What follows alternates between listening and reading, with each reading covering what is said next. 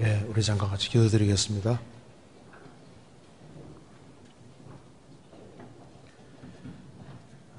자비로우신 우리 아버지 하나님, 마땅히 형벌받을 수밖에 없는 저희들을 불쌍히 여겨주시고 주의 보배로운 피로 구속해 주신 이 크고 놀라운 은혜와 사랑을 인하여 감사드립니다. 이번 2차 수양회도 무사히 마치게 해주시고 또 이번에 또 새로 많은 사람들이 참석해서 또 주님의 역사로 구원받게 해주신 것을 감사합니다. 또 계속되는 3차 수양회, 4차 수양회, 그 모든 수양회 가운데 함께 해주시고 주의 역사와 능력을 더욱 나타내 주옵소서. 오늘 이 시간에도 우리에게 필요한 말씀을 주시고 또 우리의 마음을 일깨워 주시옵소서. 우리가 주 안에서 어떻게 행할 것을 알 수 있도록 도와주시옵소서. 주 안에서 다 귀하게 쓰임받도록 도와주시고 우리의 사랑하는 가족들, 친척들, 이웃들에게 주의 복음을 더욱 담대히 증거할 수 있도록 도와주옵소서. 오늘 이 말씀이 주님의 도우심으로 우리 심령 깊이 새겨지도록 역사해 주시고 우리가 걸어가야 될 길이 무엇인지를 알 수 있도록 도와주옵소서. 주 예수 그리스도 이름으로 기도하옵나이다. 아멘. 우리 성경 요한계시록 3장입니다. 요한계시록 3장 3장 14절부터 제가 읽겠습니다.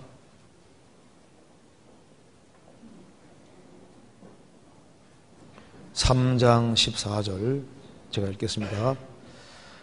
라오디게아 교회의 사자에게 편지하기를 아멘이시오 충성되고 참된 증인이시오 하나님의 창조의 근본이시니가 가라사대 내가 내 행위를 아노니 내가 차지도 아니하고 더럽지도 아니하도다. 내가 차든지 더럽든지 하기를 원하노라. 내가 이같이 미지근하여 더럽지도 아니하고 차지도 아니하니 내 입에서 너를 토하여 내치리라. 내가 말하기를 나는 부자라 부조하여 부족한 것이 없다 하나 내 곤고한 것과 가련한 것과 가난한 것과 눈먼 것과 벌거벗은 것을 알지 못하도다. 내가 너를 권하노니 내게서 불로 연단한 금을 사서 부요하게 하고 흰옷을 사서 입어 벌거벗은 수치를 보이지 않게 하고 안약을 사서 눈에 발라 보게 하라. 물은 내가 사랑하는 자를 책망하여 징계하노니 그러므로 내가 열심을 내라 회개하라. 볼지어다 내가 문 밖에 서서 두드리노니 누구든지 내 음성을 듣고 문을 열면 내가 그에게로 들어가 그로 더불어 먹고 그는 나로 더불어 먹으리라. 이기는 그에게는 내가 내 보좌에 함께 앉게 하여 주기를 내가 이기고 아버지 보좌에 함께 앉은 것 같이 하리라. 귀 있는 자는 성령이 교회들에게 하시는 말씀을 들을지어다. 네, 거기까지입니다. 이번 2차 수양회 때 정말 수고를 많이 하셨습니다. 이번 2차 수양회 그 등록이 8,859명이더라고요. 그리고 그 침대를 어제 받았는데 그 침대 받은 숫자가 686명 침대를 받았습니다. 많이 받았죠, 그래도. 더 받으면 좋은데, 이제, 그래도 꽤 많이 받았습니다. 아침에 이제 가보니까 줄을 쫙 서 있는데, 보기가 너무 좋더라고요. 이번에, 수양회를 위해서 정말 보이지 않는 곳에서도 많은 고생을 해주시고, 특별히 또 어머님들이 또 수고를 많이 해주셨습니다. 그리고 이번에 보니까 수원교회 식구들도 아주 일심단결해서 정말 즐거운 마음으로 기쁜 마음으로 봉사하는 걸 볼 수 있었습니다. 너무 고생 많으셨습니다. 그리고 지금 계속해서 중고등부 이제 수양에도 지금 3차로 진행되고 있습니다. 오늘 여기에 요한계시록 3장 14절부터 끝절까지 말씀을 좀 같이 생각해 보겠습니다. 이 이제 요한계시록 3장 14절부터 16절까지 말씀 속에 라오디게아 교회에 대해서 교회에게 주신 그 책망과 권고가 여기에 기록되어 있기 때문에 라오디게아 교회에게 주신 그 책망과 권고라는 제목으로 좀 말씀을 드려보도록 하겠습니다. 이 아시아에 초대교회 당시에 아시아에 많은 교회들이 있었는데 그 많은 교회들 가운데 주님이 그 중에서 7개를 뽑아내셔서 이렇게 말씀해 주셨습니다.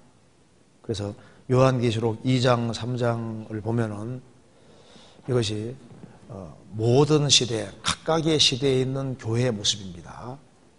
그러니까 지금 초대교회 당시에도 이제 크게 7교회의 모습이 있었던 겁니다. 그리고 지금도 7교회의 모습이 지금 세계적으로 있는 겁니다. 그와 동시에 이것도 시대적으로도 교회 순서가 되는 거예요. 초대교회에는 7교회가 있었지만은 두드러진 모습은 에베소 교회의 모습이다 그 말입니다.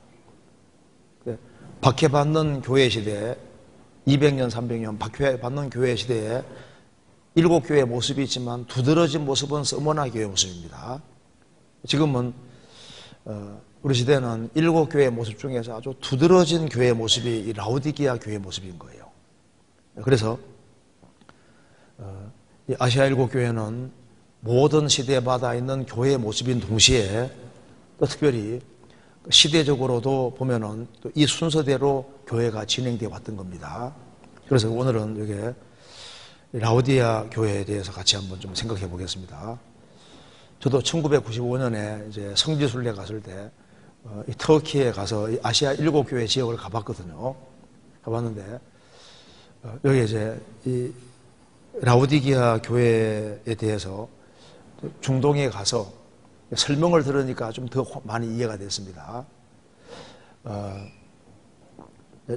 성지순례 갔을 때 시에라 볼리에서 보면은 저 맞은편에가 골로새고 그 밑에가 라오디게아입니다. 근데 시에라 볼리에서 그 옛날부터 뜨거운 물이 나왔습니다. 많이 이제 나와서 온천이 굉장히 유명했는데 지금은 과거보다는 물이 식어서 지금은 따뜻한 물이 이제 나오고 있습니다. 온천이 이제 아직도 온천이 흐르고 있는 겁니다. 근데 과거에는 굉장히 뜨거운 물이 나왔다고 합니다. 그런데 그게 광물질이 많이 섞여 있어서 그 물을 먹는 것은 거의 어려워요. 그래서 그 물을 마시면은 그냥 토하게 됩니다. 메스껍고 광물질이 있으니까. 근데 그게 이제 광물질이 많이 섞여 있으니까 거기에서 이제 물이 흘러내리는데 바위하고 이렇게 화학작용해서 바위들이 하얗게 보입니다. 빠무깔레, 목화성이라고 하는데, 그래서 이제 그 물이 이제 흘러서 이제 라오디게아까지 오면은 물이 미지근하게 되는 거예요. 그러니까 여기 라오디게아 위에 미지근하다 그러지 않습니까? 이 말이 좀 이해가 되더라고요. 라오디게아 지역까지 뜨거운 물이 내려오다 보니까 이제 라오디게아 오면은 물이 미지근한 거예요. 그리고 이제 목말란 사람이 이제 그 물을 딱 마시려고 하면은 광물질이 많이 섞여 있으니까 물을 먹을 수가 없는 겁니다. 그러니까 먹으면은 탁 토해버리는 거예요. 그리고 이제 토한다는 말이 나와 있는 것도 금방 이해가 되지 않습니까? 그리고 이제 또 라오디게아는 지역이 잘 사는 지역입니다. 특별히 안약이 굉장히 유명해서 안약이 막 주변에 막 계속 수출되고 있었기 때문에 돈이 잘 벌리는 그런 지역이었어요. 그러니까 성경에서 안약 사서 눈에 발라 보게 하라. 그 말도 이제 이해가 좀 됩니다. 그러니까 이 라오디게아 교회 얘기를 할 때 그 지역의 특성을 살려서 주님께서 이게 말씀을 해주신 거예요. 그러면 제가 좀 이걸 한번 같이 생각을 좀 해보겠습니다. 그리고 이제 이 각각 교회마다 나타나시는 주님의 모습이 다르게 되어 있습니다. 그래서 버가모는 결혼이라는 뜻인데 버가모 교회에는 주님이 나타나신 모습이 좌우에 날선 건물 같이 네가 가라사대 계시록 2장 12절 이렇게 나옵니다. 왜냐하면은 버가모 교회는 세상과 확실한 믿음을 소유했지만은 세상과 짝하고 타협하기 때문에 금을 그을 필요가 있으니까 이제 좌우의 날선 금을 가진 네가 가라서 이렇게 표현되는 거예요. 그러니까 주님이 각각의 교회에게 모습을 나타내실 때 그 모습은 그 교회에 가장 필요한 모습을 보여주는 겁니다. 자, 여기에 요한계시록 3장 14절을 같이 읽어보겠습니다. 라오디게아 교회의 사자에게 편지하기를 아멘이시오 충성되고 참된 증인이시오 하나님의 창조의 근본이시니가 가라사대. 이게 라오디게아 교회의 사자에게 편지하기를, 여기 사자가 헬라 원어로는 앙겔로스입니다. 보통 앙겔로스 하면은 에인절, 천사를 말하지 않습니까? 그런데 이 앙겔로스는 크게 두 가지로 쓰입니다. 그러니까 천사를 가르칠 때도 사용이 되고, 또 한 가지는 하나님의 일꾼 가르칠 때도 앙겔로스가 사용됩니다. 그래서 마가복음 1장에 보면은 이제 세례 요한에 대해서 얘기하면서 세례 요한을 사자 앙겔로스라고 했습니다. 그러니까 주님이 보내신 일꾼을 이제 앙겔로스로 이렇게 표현합니다. 그런데 여기서는 라오디게아 교회의 사자에게 편지하기를 그 일꾼에게 말하는 겁니다.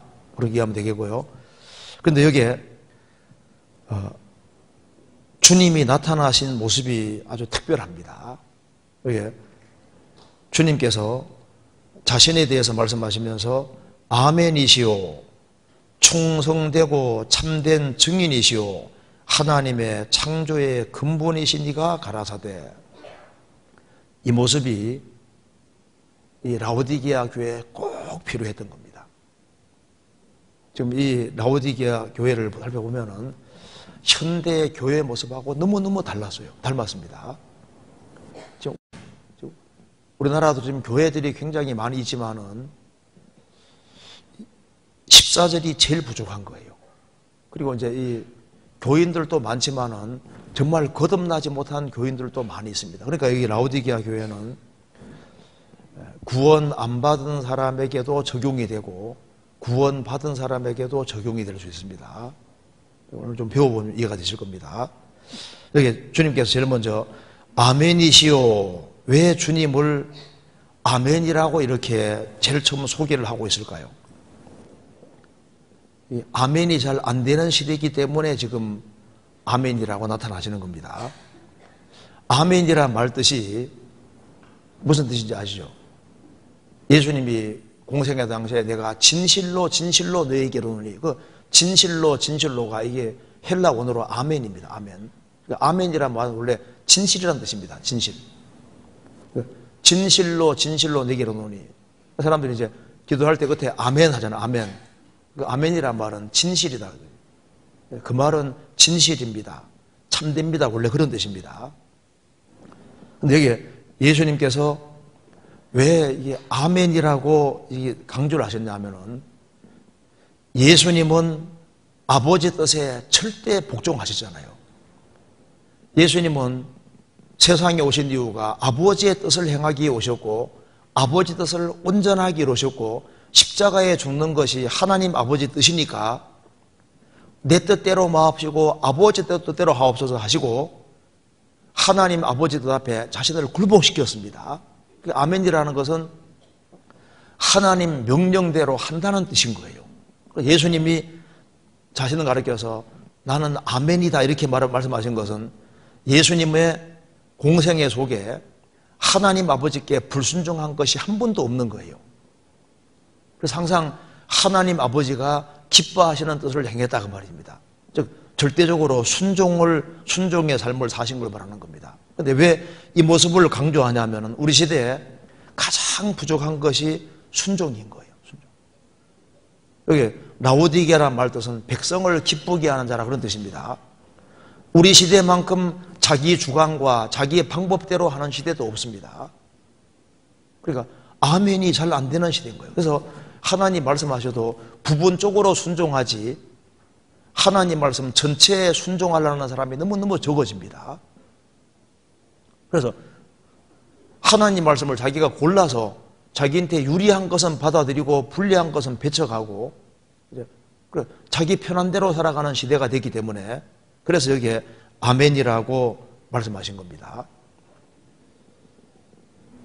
여기 아멘이란 말을 한번 잠깐 찾아봅시다. 여기 이사야 65장 한번 찾아볼까요? 65장 16절.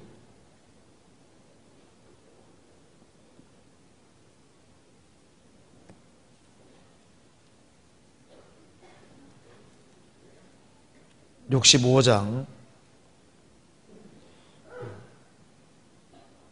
16절 보시겠습니다. 이사야 65장 16절. 이러므로 땅에서 자기를 위하여 복을 구하는 자는 진리의 하나님을 향하여 복을 구할 것이요 땅에서 맹세하는 자는 진리의 하나님으로 맹세하리니 이는 이전 혼란이 잊어졌고 내 눈앞에 숨겨졌음이니라. 진리의 하나님 3번 밑에 뭐라고 했습니까? 아멘 이렇게 되죠. 히브리어에도 아멘입니다. 아멘. 진리의 하나님, 아멘의 하나님이시다. 그러니까 무엇의 하나님이시다. 그러니까 아멘의 하나님이시다. 그러니까 진리의 하나님이란 말은 아멘의 하나님이란 말입니다. 그러니까 예수님이 자신을 가리켜서 나는 아멘이다. 이 말이 굉장히 중요한 말입니다. 예수님은 아멘이시다. 그러니까 구약의 모든 약속을 예수님은 육신 입고 오셔서 그대로 한마디도 떨어뜨리지 않고 초림의 예언을 문자 그대로 다 이루셨습니다. 그렇기 때문에 재림에 관한 무수한 약속들도 있는데 그 약속도 주님은 아멘이시기 때문에 예수님 안에서 다 이루어지게 되어 있습니다. 주님은 아멘이시기 때문에 신구약 성경에 있는 모든 약속을 진실하게 그대로 이루십니다. 왜? 아멘이시니까. 그래서 한 사람이 그리스도 밖에 있다가 그리스도 안에 들어온 사람은, 즉 주님이 영생을 주신 사람은 그 사람 영생을 주님이 보증하시는 거예요. 그분은 아멘이시란 말은 거짓이 없다 그 말입니다. 항상 참이시다 그 말인 거예요. 우리가 신앙생활을 할 때 우리가 주 안에서 수고한 것이 무로 돌아가지 않는 이유는 우리가 주 안에 들어와서 주 안에 수고한 것은 하나도 땅에 안 떨어지는 거예요. 요한계시록 14장에 말한 대로 이는 저희 행한 일이 따름이라 하시더라. 주 안에 들어와서 주 안에 살다가 주 안에 죽는 사람은 이 주 안에 생한 것이 저 천국까지 따라간다 그 말입니다. 영어 성경에는 더 이렇게 쉽게 되어 있습니다. Their works follow them입니다. 그들의 행위들이 그들을 따라간다. 천국까지 따라가는 거예요. 그러니까 우리가 이번 하계 수양회 때 수고한 그 모든 수고들이 천국으로 그대로 따라가는 거예요. 불의의 제물로 친구를 사귀라. 그리하면 없어질 때 저희가 영원한 처소로 너희를 영접하리라. 우리가 주님 뜻대로 사용하지 않던 제물을 활용해서 영혼을 건지는 데 사용을 했으면은 그것이 그렇게 해서 사람이 구원을 받아가면은 그 사람이 천국에 가 있게 되고 그래서 영원한 처소로 너희를 영접할 것이다. 그래서 왜 주 안에서 수고한 것이 헛되지 않느냐? 그분은 아멘이시기 때문입니다. 우리가 왜 재림을 믿을 수 있냐 하면은 주님은 아멘이신 거예요. 항상 진실하셨고 지금도 진실하고 앞으로도 진실하기 때문입니다. 그런데 왜 이 라오디게아 교회에서 주님이 아멘이시라는 것을 이렇게 강조하시냐 하면은 이 아멘이 제일 안 되는 시대가 이게 우리 시대인 거예요. 제가 러시아에 갔을 때 그 러시아에서 북한에서 오신 분이 이제 구원을 받으셨습니다. 근데 이제 한 자매님이 한동안 교회를 안 나왔습니다. 그래서 왜 교회를 안 나오는지 확인을 해보니까 북한에는 동부하고 남녀 구별이 없었는데 이제 성경 배우다 보니까 남편에게 순종하고 복종하고 높이란 말이 나와 있으니까 다 성경 다 좋은데 그게 마음에 안 든다는 거예요. 그것이. 그래서 이 구절 때문에 신앙생활 하기 싫다고 하잖아요. 교회 생활을 한동안 안 했거든요. 그러니까 이제 우리 시대는 보시면 이 사고방식이 옛날하고 너무너무 달라져서 성경은 황제가 있던 시대에 기록이 된 거잖아요. 당연히 황제에게 충성하고 복종하는 이런 것이 뭐 당연한 것인데, 지금 우리 시대는 자기가 주관자가 되어서 자기 주관과 방법대로 하는 사람들이 가장 많은 시대가 우리 시대입니다. 그렇기 때문에 라오디게아 성도들은, 라오디게아에 있는 분들이 보면 이게 아멘이 안 돼 있는, 아멘이. 그래서 삶의 모든 측면에서 이거 아멘으로 받아들이고, 그리고 아멘이 안 되더라도 이 주님 말씀에 순종하고 살려고 하는 그런 확고한 마음을 가지고 살아야 되는데, 이제 그렇게 하지를 못했기 때문에 제일 부족한 모습이 아멘이기 때문에 주님은 아멘이라고 이렇게 드러내신 겁니다.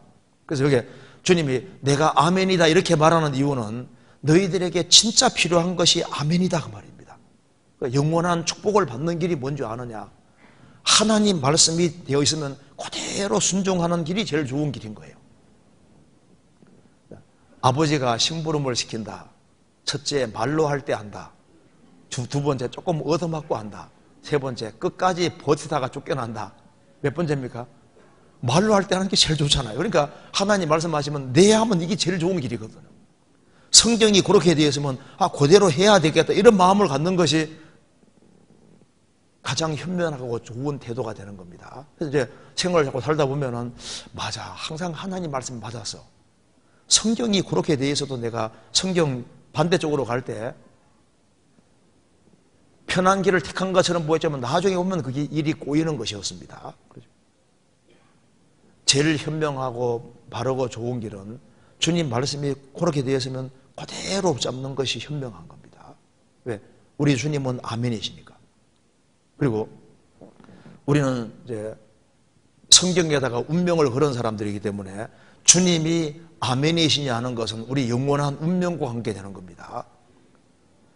성경이 진리고 예수님이 아멘이시고 구약의 모든 약속이, 초림 약속이 문자 그대로 이루어졌고 재림의 모든 약속도 문자 그대로 예수님 안에서 이루어지고 아멘이라면은 주님 편에 선 사람은 영원한 축복에 서 있는 사람인 겁니다.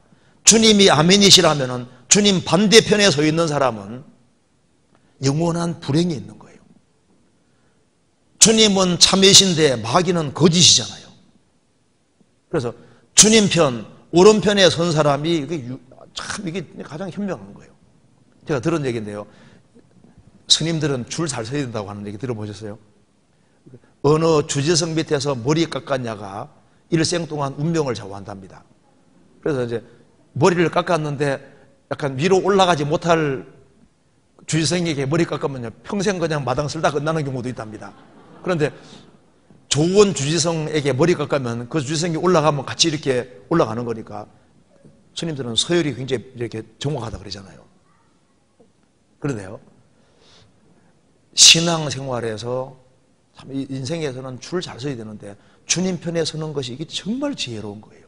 왜? 주님은 아멘이시니까. 그리고 그 다음 봅시다. 계시록 3장 14절에 아멘이시오 충성되고 참된 증인이시오. 여기에 주님께서 충성되고 참된 증인이시오. 예수님은 이 세상에 오셔서 정말 모세는 사환으로 충성했지만 예수님은 진받은 아들로 충성했다고 했습니다. 예수님은 세상에 오셔서 충성스럽게 아버지 뜻을 다 행하셨고 그리고 참된 증인이셨습니다. 예수님은 하나님 아버지께 들은 것을 너희에게 다 고하였다. 증인은 거짓이 없이 있는 사실을 그대로 얘기해야만 충성되고 참된 증인입니다. 그러니까 증인은 정직해야 되는 거예요. 그렇지 않습니까? 그리고 목격한 것을 정직하게 가감없이 그대로 얘기해야 됩니다. 예수님은 충성되고 참된 증인이신데 이건 당연한 얘기인데 이걸 강조하는 이유는 라오디게아 사람들이 뭘 잊고 있냐 하면은 자신이 부르심 받은 목적을 잊고 있는 거예요. 이스라엘 민족은 여호와가 하나님인 것을 증거하기 위해 부르심 받았습니다. 신약 시대의 그리스도인들은 부르심 받은 목적이 예수님의 증인이 되기 위해서 부르심을 받았는데, 이 라오디게아 교회 성도들은 자신을 왜 부르셨는지 목적을 잊고 살아가고 있는 거예요. 나는 부자다, 부유하여 부족한 것이 없다고 하지만은 너희들이 부르심 받았을 때 부르심 받은 이유가 도대체 뭐냐? 증인으로 부르심 받았다는 사실을 잊고 있는 겁니다. 성경 보시겠습니다. 이거 잠깐 접고 사도행전 1장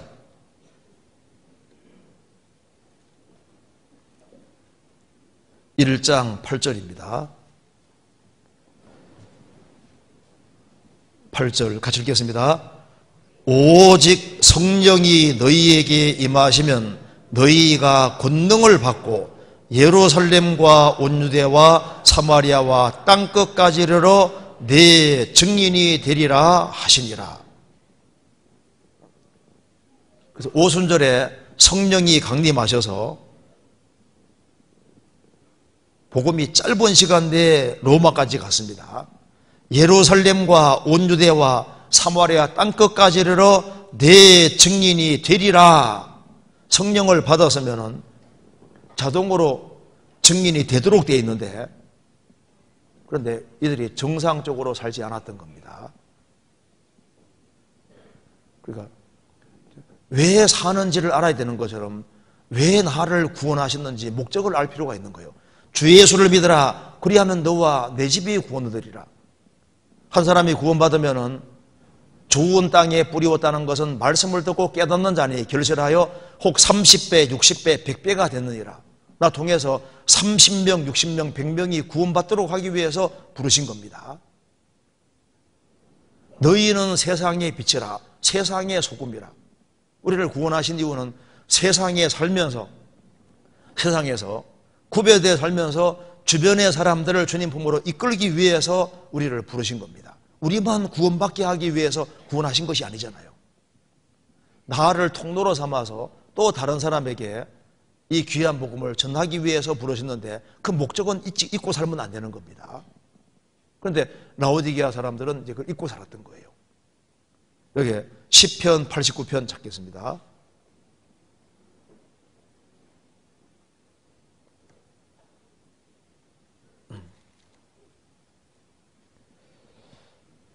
(89편) 37절.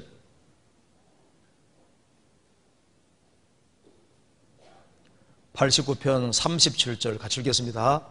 또 궁창에 확실한 증인 달같이 영원히 경고케 되리라 하셨도다. 여기 궁창에 확실한 증인을 달이라고 했습니다. 그러니까 지구는 세상의 그림자고 태양은 예수님의 그림자고 달은 증인의 그림자입니다. 달은 발광체가 아니지 않습니까?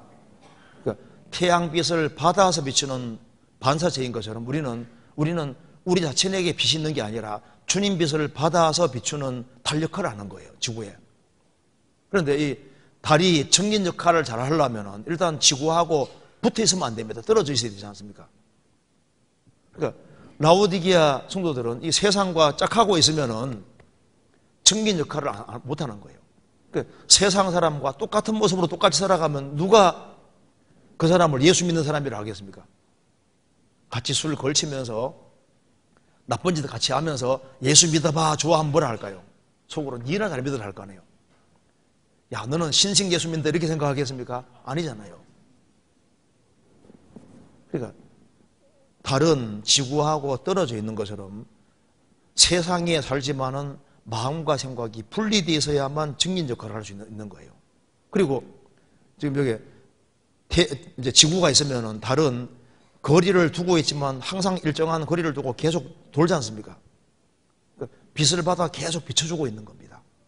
우리는 세상에 살지만은 구별되어서 주님 빛을 받아서 비춰주는 그것이 뭡니까? 우리가 접촉하는 주변 사람들이 다 전도 대상입니다. 그들에게 빛을 비추는 것이 희생하고 수고하는 모습을 보이는 겁니다. 그리스도인다운 모습을 보이는 겁니다. 그래서 주변 사람들의 끊임없이 관심을 가지면서 죄에는 구별되되 끊임없이 관심을 가지면서 주변 사람에게 선을 행하고 그렇게 하는 속에서 다른 사람들이 구원받아 가는 거예요. 우리 미국에서 어떤 자매들은요, 이제 학위 수양에 한 명 데려오기 위해서 한 1년 정도를 막 가서 막 설거지 해주고 봉사해주고 도와주고 그렇게 해서 한 1년 정도 그렇게 고생하고 수고하는 모습을 보이는 이유가 뭐냐면은 그렇게 해서라도 이제 수양에 데려가서 구원받게 하기 그렇게 합니다. 그렇게 해서 한 명 한 명 구원하잖아요. 그래서 끊임없이 희생하고 수고하는 모습을 보이고 모범 보이는 이유는 주님 품으로 인도하기 그렇게 하시는 겁니다. 그런데 이 라오디게아 교회는 충성되고 참된 증인이시라는 말을 강조하는 이유는 그게 제일 부족했던 거예요. 자, 그럼 다시 봅시다. 요한계시록 3장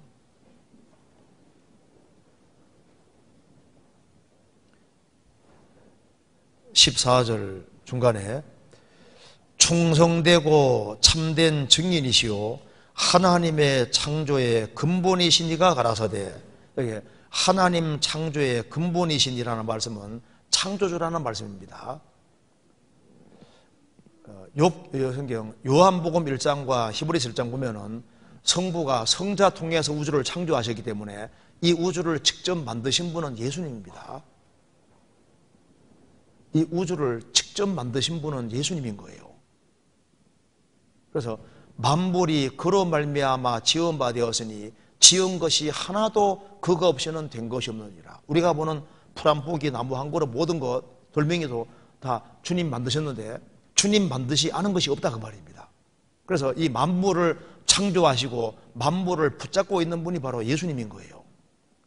예수님은 빌립보서 2장에 말한 대로 사람의 모양으로 나신 것뿐이지 사람은 아닙니다. 인간을 원하려고 잠깐 사람 모습을 취하시고 나신 거예요. 그런데 여기에 왜 이걸 강조하냐 하면은 하나님의 창조의 근본이시니가 가라사대, 이걸 강조하는 이유가 우리 시대 사람들이 근본이 뭔지를 잊고 살기 때문입니다. 그렇기 때문에 우리 시대에 제일 헷갈려하는 것이 우선순위가 뭔지를 모르는 거예요. 무엇이 근본인지 무엇이 우선인지 그걸 모르고 있는 겁니다. 그래서 라오디게아 성도들은 자기 아내에 빠져 살면서 미지근하게 살면서 모든 것의 근본이 되시는 주님을 가장 높이고 주님 중심으로 생을 살아야 되는데 라오디게아는 백성을 기쁘게 하는 자라는 뜻입니다. 주님 중심이 아니라 인간들이 중심이 되어 있는 거예요. 이 우주의 근본도 주님이시고 내 일생의 시작도 주님이잖아요.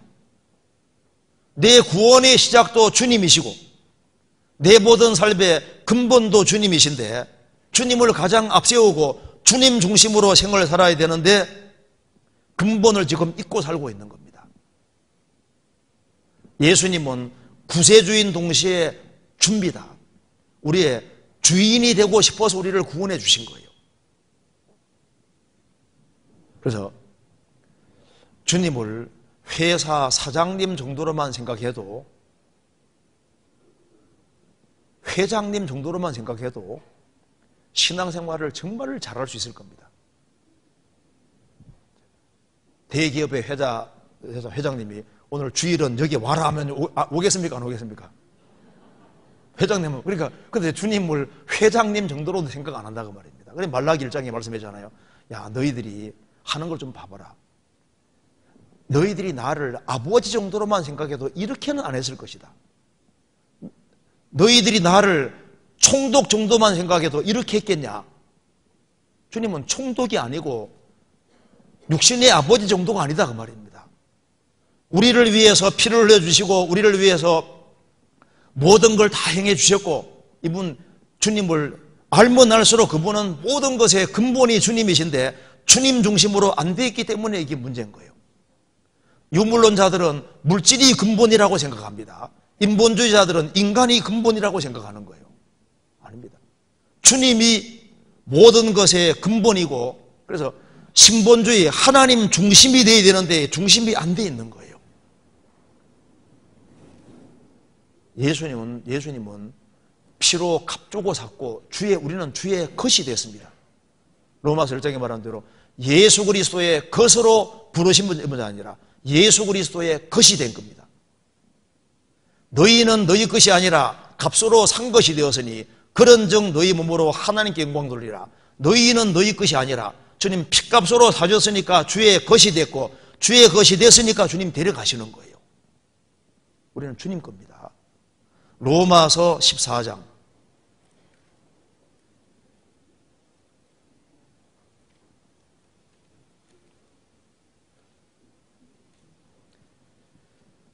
7절 8절입니다. 다시 읽겠습니다.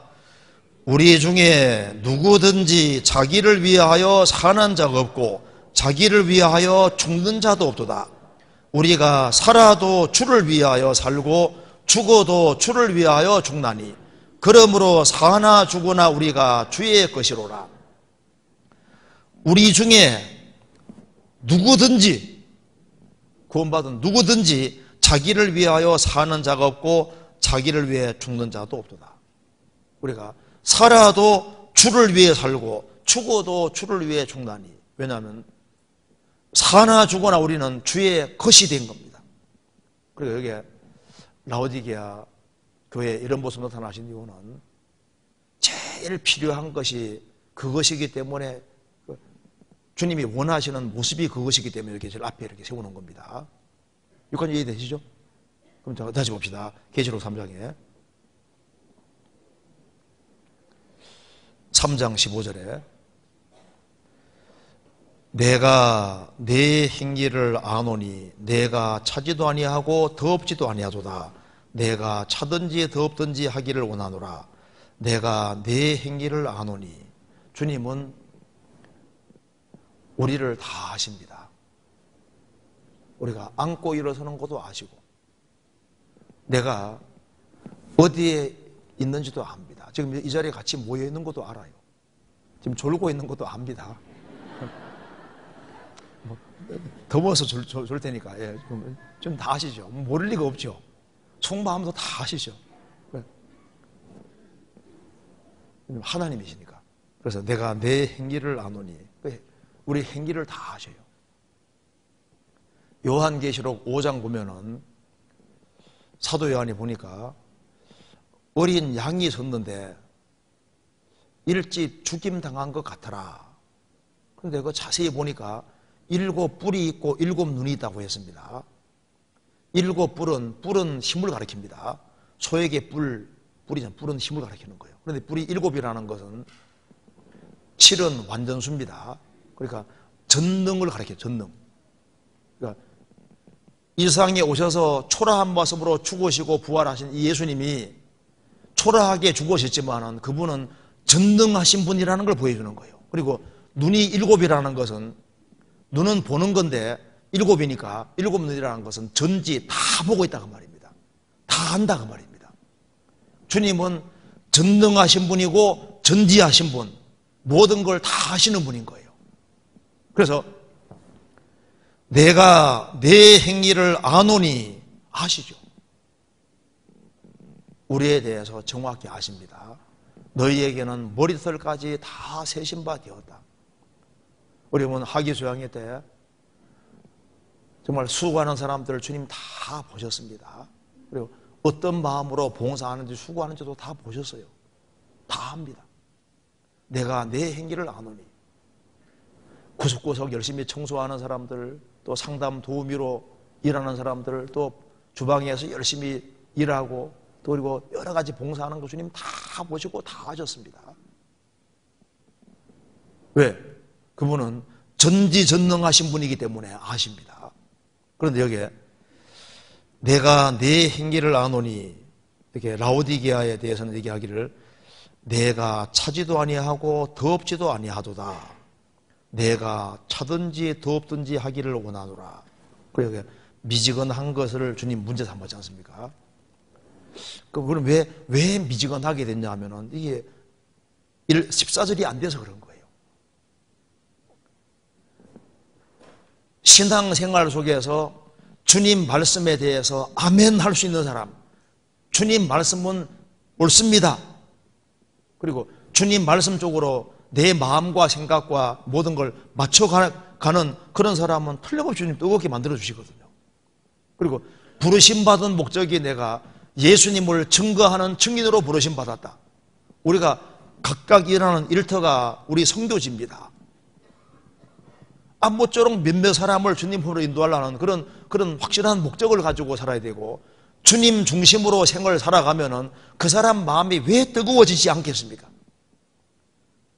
14절이 안 됐으니까 이게 미지근하게 되는 거예요. 내가 내 행위를 아노니 내가 차지도 아니하고 더없지도 아니하도다. 내가 차든지 더없든지 하기 원하노라. 이걸 보면은 미지근한 것은 신앙의 적이라는 걸 알 수 있는 겁니다. 자, 우리 시대에 정말 뭐든지 빨리빨리 하려고 하는 것이 특별히 한국 사람 기본 특징입니다. 그래서 해외 나가면 빨리빨리, 해외 나가면요, 외국인들도 한국 사람이 자주 하는 말, 빨리빨리, 그 말을 잘 알더라고요. 빨리빨리. 뭐든지 빠르게. 그래서 사람들이 빨리 걷고, 차도 막 빨리 몰고, 막 더 많이 벌고, 더 많이 쓰려고 하고, 바쁘게 막 이렇게 하는데, 다른 것은 그렇게 다 바쁜데, 한쪽만은 이게 미지근합니다. 한 분야에서만 미지근한 거예요. 신앙 분야. 신앙 쪽에서는 뜨뜻미지근한 겁니다. 돈벌이 하기 위해서는 그렇게 분발하고, 다른 것에서는 그렇게 분발하고 바쁜데, 가장 미흡한 것이 한쪽인데, 바로 신앙 분야에서는 이게 미지근하다. 왜냐하면 근원이 뭔지를 모르고, 무엇이 근본이고 무엇이 중요한지를 모르기 때문입니다. 우리 시대 성공에 대한 생각도 잘못되어 있거든요. 돈 많이 벌면 성공한 거냐 그 말입니다. 아니에요. 모든 것의 근본 되시는 분이 주님이시기 때문에 주님께 쓰임 잘 받는 것이 성공이잖아요. 그렇지 않습니까? 주님이 귀히 여기고 주님이 정말 보실 때 필요한 사람으로 여길 때 그 사람이 성공한 것이지. 그러니까 성공에 대한 관념과 생각이 달라지기 때문에, 그래서 한쪽 분야에서 식어가는데 이것이 바로 신앙 분야다 그 말입니다. 그리고 라오디게아 지역 모습하고 라오디게아의 신앙을 가진 사람들하고 이 모습이 똑같은 거예요. 빠묵갈래에서 이제 뜨거운 물이 분출해 나오는데 거기는 뜨거운데 시간 지나가지고 흘러내려오면서 식어서 라오디게아까지 오면 미지근하게 되는 거예요. 그러니까 너희 동네 라오디게아 지역에 흘러가는 물 모습하고 미지근한 모습하고 라오디게아 지역 사는 사람은 이게 똑같이 미지근했다 그 말입니다. 그래서 16절에 내가 이같이 미지근하여 더없지도 아니하고 차지도 아니하니 내 입에서 너를 토하여 내시리라.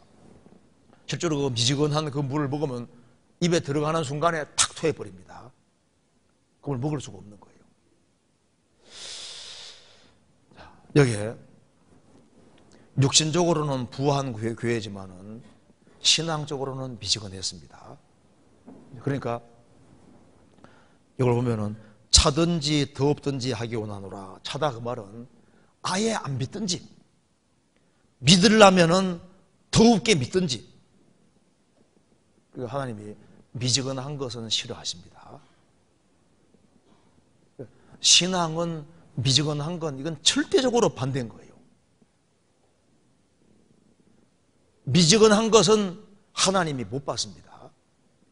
그러니까 아예 안 믿으려면 안 믿든지, 믿으려면 확실히 믿든지, 둘 중에 아주 확실히 하라고 주님 말씀하셨는데, 이게 확실히 하려고 해도 아멘이 안 되고, 내 인생의 모든 근본이 주님이라는 것이 확실하지 아니하면은 열심은 생길 수가 없는 겁니다. 열심은 세상에서도 필요하고 신앙의 세계도 필요한 거예요. 그 에디슨이 발명왕이 되는 거기에는 열심히 대단하잖아요. 어떻게 한 사람이 10,000개 이상의 제품 만들어낼 수 있겠습니까? 열심히 아주 특심한 거예요. 그런데 우리 시대 보세요. 가장 굉장히 열정적이잖아요. 근데 방향이 다 잘못되어 있습니다. 그런데 세상적인 것에 대해서는 그렇게 열심을 내는데 신앙에 대해서는 열정 가진 모습을 찾기가 쉽지 않은 시대가 됐다고 말입니다. 라오디아 지기 그런 거예요. 이 우주 안에서 제일 열심으로 충만하신 분은 예수님입니다. 하나님 아버지는 얼마나 열성적이십니까? 예수님 말씀하시기를 내 아버지께서 이제까지 일하시니 나도 일한다. 예수님 공생에 보시면은 예수님이 얼마나 바쁘게 다니셨습니까? 쉴 새 없이. 성경 한번 찾아봅시다. 마가복음 3장. 마가복음 3장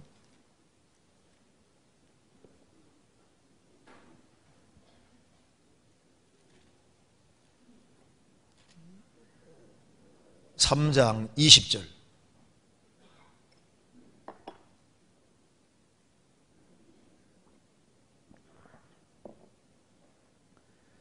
집에 들어가시니 무리가 다시 모임으로 식사할 겨를도 없는지라 예수의 친속들이 듣고 붙들러 나오니 이는 그가 미쳤다 하밀러라. 예수님이 공생의 당시에 얼마나 바쁘고 부지런하게 일하셨는지 식사할 겨를도 없는지라 예수의 친족들이 듣고 예수님을 붙들러 나왔다고 했습니다. 이는 그가 미쳤다 하밀어라. 얼마나 열심히 했으면 미쳤다고 할까요?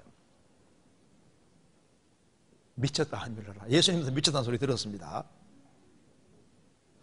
우리 시대에 그 매니아가 많아지잖아요. 매니아. 미쳤다는 말이 이게 헬라어에도 마니아입니다. 마니아. 요즘 매니아가 많아지는데 그런데 신앙적으로 바른 방향 쪽으로 열심을 내는 것은 꼭 필요한 거예요. 그래서 로마서 12장에 말씀하기를 부지런하여 게으르지 말고 열심을 품고 주를 섬기라. 로마서 12장 11절에 나와 있죠. 부지런하여 게으르지 말고 열심을 품고 주를 섬기라. 만왕의 왕 되신 주님을 섬기는데 냉랭한 마음으로 미지근한 마음으로 섬기는 건 합당치 않습니다. 열심을 품고 주를 섬기라. 그래서 엘리야는 만군의 하나님 여호와를 위해서 아주 열심히 특심했습니다. 세례 요한도 얼마나 열심히 특심했습니까? 그런데 그 열심이라는 것이 필요한 거예요. 초대교회 성도들은 열심이었습니다. 사도들의 가르침을 받고 그리고 자주 모이고 날마다 같이 모이고 교제떡을 나누고 그러니까 주님이 날마다 구원받는 사람을 더하게 하시니라. 바울 사도 열심은 아주 특심합니다. 초대교회 당시에 사도들뿐 아니라 그리스도인들이 정말 열심이었습니다. 성경 한번 찾아봅시다. 사도행전 19장입니다.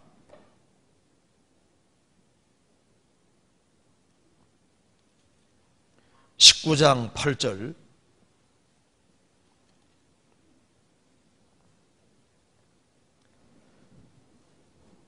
바울이 회당에 들어가 석 달 동안을 담대히 하나님 나라에 대하여 강론하며 권면하되 어떤 사람들은 마음이 굳어 순종치 않고 무리 앞에서 이 도를 비방하거늘 바울이 그들을 떠나 제 아들을 따라 세우고 두란노 서원에서 날마다 강론하여 이같이 2해 동안을 하매 아시아에 사는 자는 유대인이나 헬라인이나 다 주의 말씀을 듣더라. 바울이 회당에서 석 달 동안을 담대히 하나님 나라에 대해서 강론하고 권면했다. 그런데 어떤 사람들이 마음이 굳어 순종치 않고 무리 앞에 이들을 비방하니까 바울이 그들을 떠나 제 아들을 따로 세우고 두란노라는 사람의 서원에서, 학원 같은 데입니다. 두란노라는 사람의 서원에서, 장소가 컸던 것 같아요. 거기에서 날마다 강론해서 2해 동안을 했다. 근데 웨스턴 텍스트라는 성경 사도행전 필사본이 있습니다.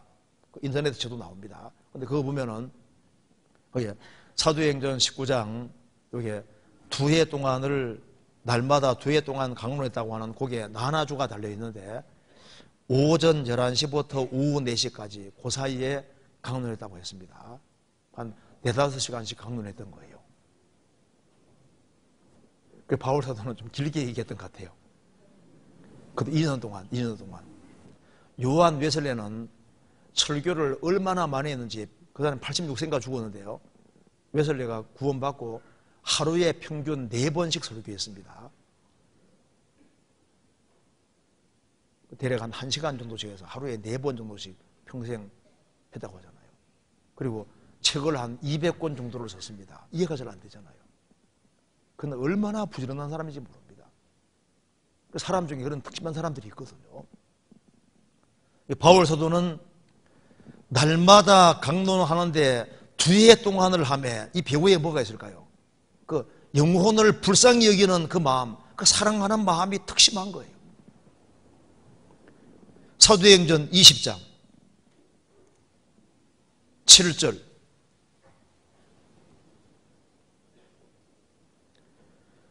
안식 후 첫날에 우리가 떡을 떼려 하여 모였더니 바울이 이튿날 떠나고자 하여 저희에게 강론할세 말을 밤중까지 계속하며 우리의 모인 윗다락에 등불을 많이 켰는데 유독으로 하는 청년이 창에 걸쳐 앉았다가 깊이 졸더니 바울이 강론하기를 더 오래 하며 졸음을 이기지 못하여 삼층도에서 떨어지거늘 일으켜보니 죽었는지라.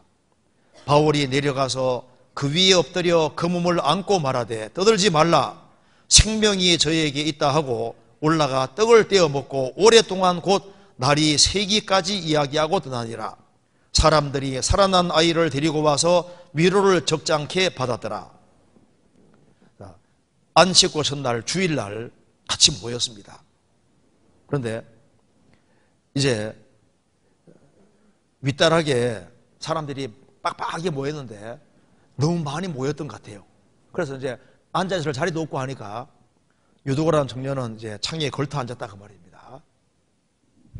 근데 바울 사도가 이제 강론하는데 말을 밤중까지 계속했다.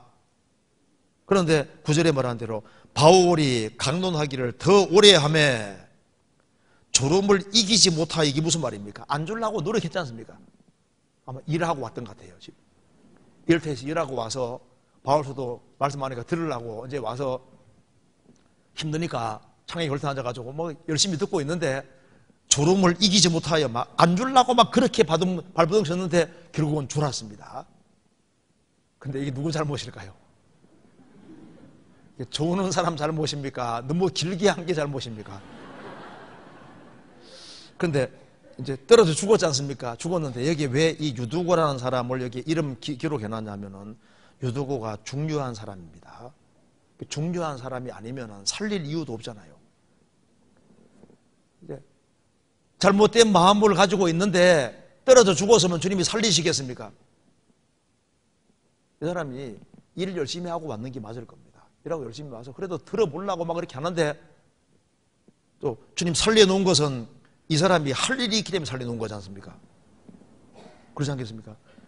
그래서 이제 살려놨습니다. 살리고 난 다음에 11절에 올라가 떡을 떼어 먹고 오랫동안 곧 날이 새기까지 이야기하고 떠나니라. 이번 하계 수양에 가서 밤새도록 교제한 사람이 있을지도 모르겠습니다. 그게 여기 봐요. 여기도 말씀도 막 충분히 배우고 밤새도록 교제하고 떠났다. 이걸 보면은 초대교회 성도들이 굉장히 열심인 것을 알 수가 있습니다. 그게 필요한 거예요. 그런데 이 뜨거운 마음이라는 것이 참 필요한데 라오디게아 교회는 미지근한 교회였습니다. 미지근했다고 주님 말씀했잖아요. 그러니까 차든지 덥든지 하게 원하노라. 이 마지막 시대가 되면 될수록 사람들의 사랑이 식어집니다. 그래서 세상 사람들도 무엇을 갈망하냐면 사랑을 갈망하는 겁니다. 그 사랑은 뜨거운 겁니다. 그래서 무엇보다도 열심으로 서로 사랑할지니 사랑은 허다한 허물을 덮느니라. 무엇보다도 열심으로 서로 사랑할지니 그 사랑은 뜨거운 겁니다. 그래서 열심 바탕에는 사랑이 들어있는 거예요. 사랑. 그래서 하나님께서는 우리를 구원하신 이유는 선한 일에 열심하는 하는이 아니라 열심하는 친백성이 되기를 원하시는 거예요. 열심. 성경 찾아봅시다. 디도서 2장. 디도서 2장 14절.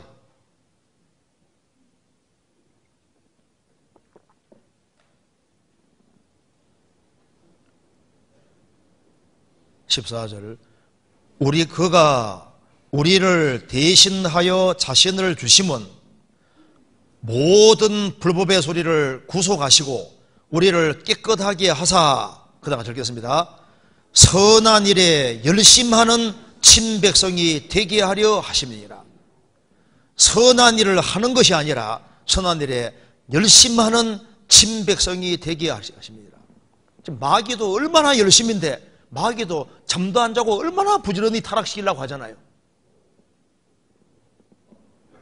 그런데 우리는 선한 일에 열심하는 친백성이 되게 하십니다.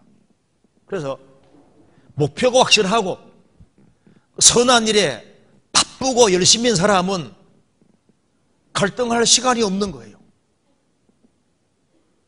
그래서 선한 일에 열심히 하는 사람은 다른 사람이 나에게 무슨 얘기를 하든 간에 그 별 문제가 안 됩니다.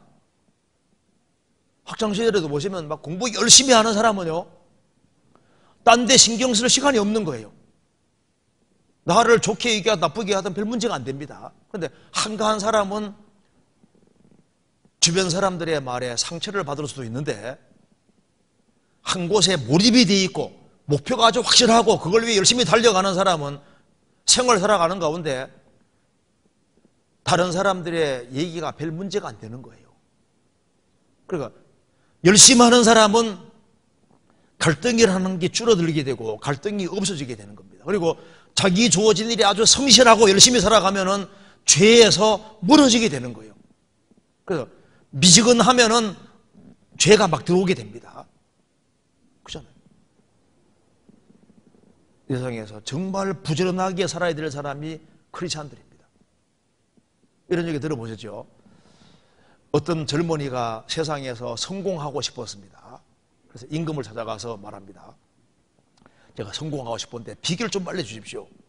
그럼 내 말대로 해보겠냐? 해보겠습니다. 그래서 시장통에 데려갔습니다. 데려가서 물동이를 딱 갖다 놓고 물을 잔뜩 이렇게 위에까지 이렇게 딱 채우고 난 다음에 이 물동이를 이고 시장 바닥을 돌고 오는데, 돌고 오면은 내가 비결을 알려주는데, 물 쏟으면 넌 죽는 거다. 그래도 해보겠냐 하니까 이제 한 번 죽지 두 번 죽냐 하면 어차피 나는 성공을 해야 되겠다는 겁니다. 그럼 해보라고 해서 이제 물동이를 딱 이고 그 복잡한 시장을 돌고 있습니다. 그래서 무사히 돌고 왔습니다. 이제 비결을 알려주십시오 하니까, 그러면 시장 바닥을 돌면서 들은 얘기 한번 얘기해 보라니까 한마디도 들은 얘기가 없는 거예요. 그 복잡한 시장 바닥을 돌면서 왜 한마디도 들은 것이 없냐 하면은 성공해야 된다는 생각 하나 하고, 또 하나는 이 물동이 떨어뜨리면 나는 죽는다. 두 생각 두 개밖에 없는 거예요. 들은 것이 없다고 말입니다. 그것처럼 이 세상에 성공하기 위해서는 목표를 확실히 정해서 한쪽으로 끝까지 밀고 나가면은 반드시 성공할 거라고. 그런데 이 공고처럼 우리도 마찬가지입니다. 우리는 세상 사람과 다르게 목표가 확실하잖아요. 주님 앞에 서야 된다는 사실이 확실하고, 우리 신앙생활이 평가되는 그리스도의 심판대 앞에 서야 되고, 그리고 우리가 영원히 봐야 될 분은 주님입니다. 그리고 구원받은 성도들을 영원히 보게 되는 것이 사실이니까 우리가 살아가야 될 방향과 목표는 아주 분명한 거예요. 그리고 그걸 위해서 부지런히 매진하는 사람은 생활을 살아가면서 많은 문제들에서 해방될 수 있는 겁니다. 그런데 그 열심은 그냥 생기는 게 아니에요. 하나님 말씀에 순종하기를 원하는 사람, 그리고 정말 생을 살아가는 목적이 확실하고 주님을 근본으로 삼고 그리고 살아가는 사람은 주님이 뜨거운 마음도 주시고 사랑도 부어주시기 때문에 열심을 가지고 살게 되는 겁니다. 성령을 소멸치 말라고 하신 대로 성령의 불길을 끄면 안 됩니다. 성령이 불길을 계속 불러일으키는데 그 불길이 계속 타는 사람은 열심히 성실하게 살아갈 수 있는 겁니다. 그래서 우리는 지금 지옥으로 끌려가는 사람이 너무너무 많기 때문에 우리가 이번 학위 수양회 때도 소원교회 식구들이 아주 열심을 다해서 최대한 건지려고 노력을 했습니다. 그런데 사람이 구원되고 안 되는 건 우리가 할 수 있는 건 아닌데 최선을 다한 그 모든 것에 대해서도 분명히 상을 주십니다. 노아는 방주지엄에 전도했는데 한 사람을 집안 식구 제외하고는 한 명도 못 건지잖아요. 그런데 그는 그 수고를 주님이 다 갚아주시는 거예요. 예레미야가 사역자로 부르심 받고 20몇 년 동안 전도했는데 누가 구원받았습니까? 뭐 바룩하고 에벤멜렉 몇 사람 없어요. 그런데 그 모든 수고가 물어 돌아가는 게 아닙니다. 우리가 구원의 길로 인도하려고 노력했지만은 그 사람이 전도 안 돼도 우리가 수고한 모든 것은 영원히 남는 것이 되는 겁니다. 성경 요한계시록 3장 다시 보시겠습니다.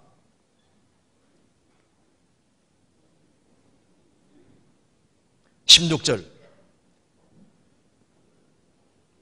내가 이같이 미지근하여 더럽지도 아니하고 차지도 아니하니 내 입의 서늘을 토하여 내치리라.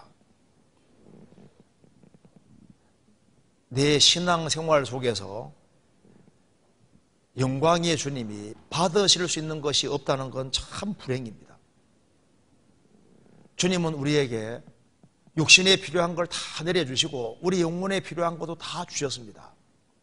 하나님의 세상을 이처럼 사랑하사 독생자를 주셨으니 예수님도 주시고 아들과 함께 모든 것을 은사로 주시고 우리는 주님 것을 받아서 구원을 받았고 또 주님의 것을 계속 누리고 있습니다. 그런데 우리 신앙생활 속에서 우리가 주님께 드리는 것을 주님이 받으실 것이 없다고 말입니다.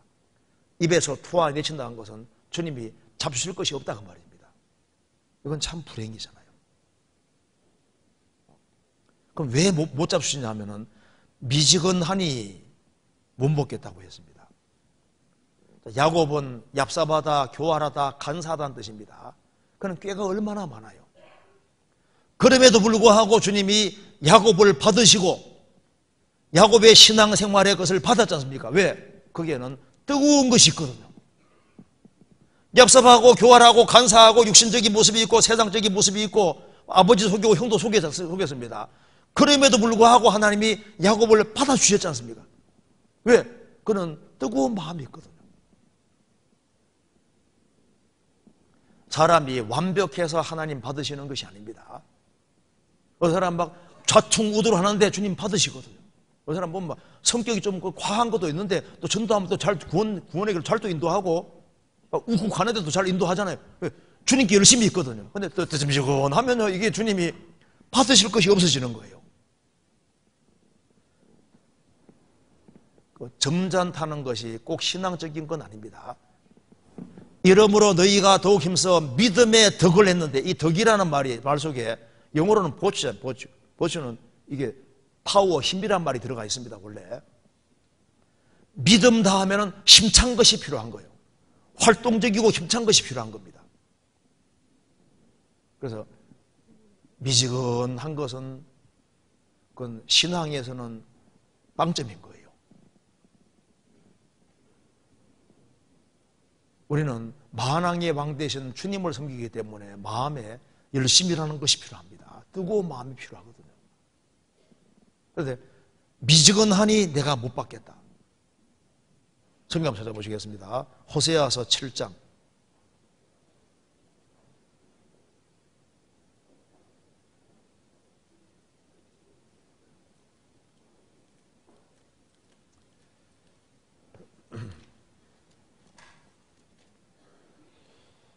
7장 8절입니다. 1262페이지입니다.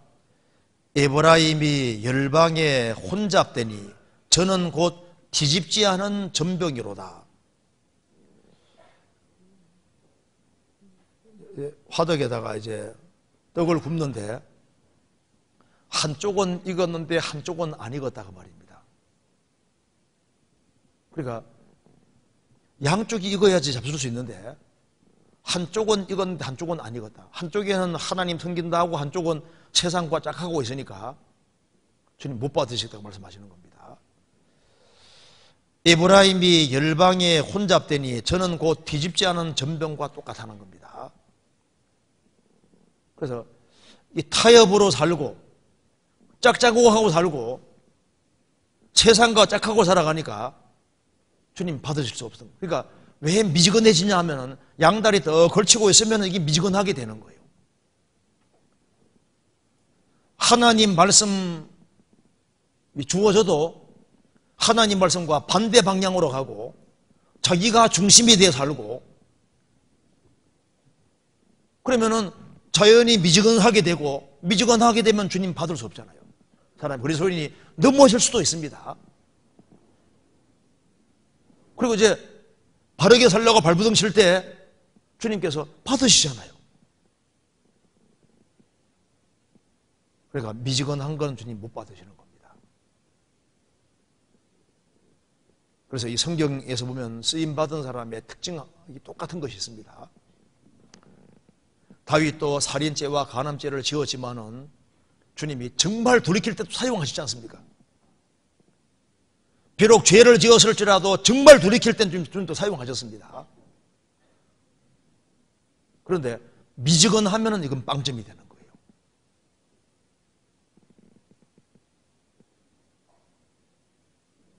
거예요. 그러니까 차든지 더없든지 하기 원하노라.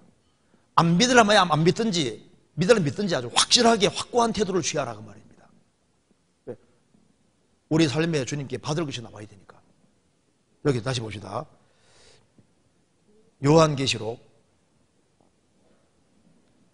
3장 17절 내가 말하기를 나는 부자라 부유하여 부족한 것이 없다 하나 내 곤고한 것과 가련한 것과 가난한 것과 눈먼 것과 벌거벗은 것을 알지 못하도다. 라오디게아 교회는 자만에 빠져 있습니다. 나는 부자라 부유하여 부족한 것이 없다. 그러니까 사람은 자기를 알기가 참 어렵습니다. 자기 모습을 알기가 어려운 거예요. 자기의 허물을 능히 깨달을 자 누구리요 나를 숨은 허물에서 벗어나게 하소서. 내 배가 지금 잘 가고 있다고 생각하는데 그게 잘못하면은 크게 파손되는 경우가 생길 수도 있습니다. 타이타닉 아시잖아요. 정말 초호화 그 여객선인데 제가 찾아보니까 46,000톤이더라고요. 46,000톤. 우리 성지순례 갔을 때는 그때 2만 톤인가 할 때가 그것도 큰 배였는데요. 이게 46,000톤 되는데 이제 길이가 270m가 넘습니다. 얼마나 커요? 거기에 많은 사람이 항해하다가 결국은 빙산과 부딪혀서 많은 사람이 죽잖아요. 1911년에. 제가 찾아보니까 1517명이 죽고 705명이 겨우 구조됐답니다. 그때 많은 사람이 죽었는데 그 배는 절대 안전하다고 자만했습니다. 그런데 빙산하고 충돌하니까 깨져버리잖아요. 그래서 사람들은 뭘 모르냐 하면은 자기는 연약한 피조물이라는 걸 잊고 있고 그리고 자기 신앙에 대해서 체크를 해봐야 됩니다. 자기 구원 여부도 성경으로 체크해 봐야 되고 그리고 구원받고 난 이후에도 성경을 비추어서 자기 신앙을 자꾸 체크해 봐야 되는 겁니다. 내가 지금 제대로 믿고 있는 것인지 내가 신앙 상태가 바르게 되어 있는지. 그래서 야고보서 1장 보면은 성경을 거울이라고. 그러니까 거울 앞에 서면 모습을 딱 정확히 비춰주는 것처럼 성경 앞에 딱 서면 성경이 내 모습을 정확히 비춰주는 거예요. 그래서 하나님 말씀에 비춰보면은 자기 상태를 알 수 있는데 라오디게아 교회 사람들이 이렇게 말하는 거 봐서는 성경을 잘 안 본 것 같아요. 우리 시대의 특징 중에 하나가 성경을 지독스럽게 안 본다는 겁니다. 나는 부자라 부유하여 부족한 것이 없다. 왜 이렇게 말하냐면 성경을 안 보는 시대. 성경을 자꾸 들여다보는 것처럼 그거를 자꾸 들여다보면 자기 모습을 정확히 비추고 알 수 있잖아요. 자기 언약을 알 수 있습니다. 제가 이번에 소양에 갔을 때도 청년들을 모아놓고 스마트폰은 꼭 챙겨 다니는데 성경은 왜 그렇게 안 챙기고 다니냐. 스마트폰 수시로 보는 것처럼 성경을 수시로 보면은 신앙이 얼마나 좋아지겠냐. 그리고 주일 올 때는 꼭 성경 가져와서 성경 봐야 됩니다. 스마트폰 찾지 말고 그럼 줄을 어떻게 그어요? 어떤 사람들은 줄 걷는 것도 있대요. 그래가지고 안 됩니다. 성경 책에다가 줄 걷고 제발 좀 쓰고 합시다. 스마트폰 펴놓고 이렇게 이거 주님이 좋아하시겠습니까? 성경책을 자기 갖고 다니고 거기다가 중요한 걸 자꾸 적고 줄도 긋고 해서 그래서 이 성경을 꼭 챙겨가지고 어디 가든지 시간 날 때마다 성경을 볼 수 있도록 그러면 성경을 자꾸 들여다보면서 설교 말씀 들으면요 맞아 하면서 있잖아요. 마음에 감동도 되고 진짜 바르게 살아야지 그런 마음이 자꾸 올라오게 되는데 평상시에 성경 잘 안 보는 사람은요 말씀 듣고 오늘 설교 내용 이런 것이 하고 설교 내용만 알고 가고 별로 도움이 안 돼요. 각 구원받은 사람이 이해되는데 좀 시간 지나가면 스스로 열심히 가까이 하는 그런 일을 해야만 하나님이 말씀을 깨닫게 해주시고 마음에서 감동도 주시고 기쁨도 주시고 잘 살아야 되겠다는 그런 마음도 일으켜 주신다니까요. 그리고 뒤에 봅시다. 그리고 여기에 주님이 이제 공고하십니다.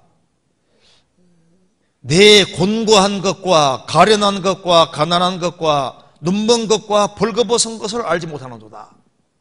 너희 처지는 지금 부족하고 곤고하고 가련하고 가난하고 눈먼 것과 벌거벗은 것을 알지 못한다. 그러니까 18절 같이 되라고 하신 겁니다. 18절 같이 읽겠습니다. 내가 너를 고나노니 내게서 불로 연단한 금을 사서 부여하게 하고 신옷을 사서 입어 벌거벗음씨를 보이지 않게 하고 아한약을 사서 눈에 발라 보게 하라. 여기 주님이 권고하시는 공고가 나와 있습니다. 내가 너를 권한다. 제발 이렇게 18절처럼 되라 그 말입니다. 이게 우리 시대에 꼭 필요한 말씀이 바로 18절입니다. 주님께서 너희들이 정말 부유하게 되고 그리고 주님 앞에 합당하게 될 수 있는 길은 18절이다. 제일 먼저 내게서 주님에게서 불로 연단한 금을 사서 부요하게 하라. 이게 무슨 말입니까?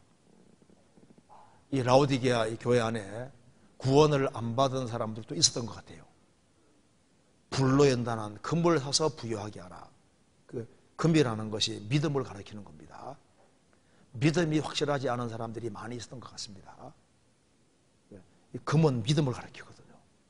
자, 이거 이해하기 위해 찾아봅시다. 베드로 전서 1장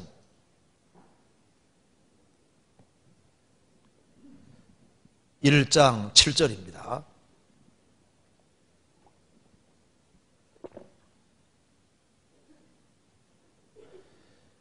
너희 믿음의 시련이 불로 연단하여도 없어질 금보다 더 귀하여 예수 그리스도에 나타나실 때 칭찬과 영광과 존귀를 얻게 하려 함이니라.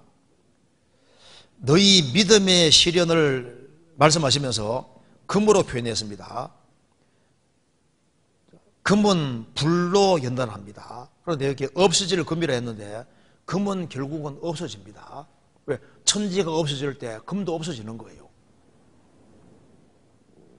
그런데 금은 없어지지만 믿음은 안 없어진다고 말입니다.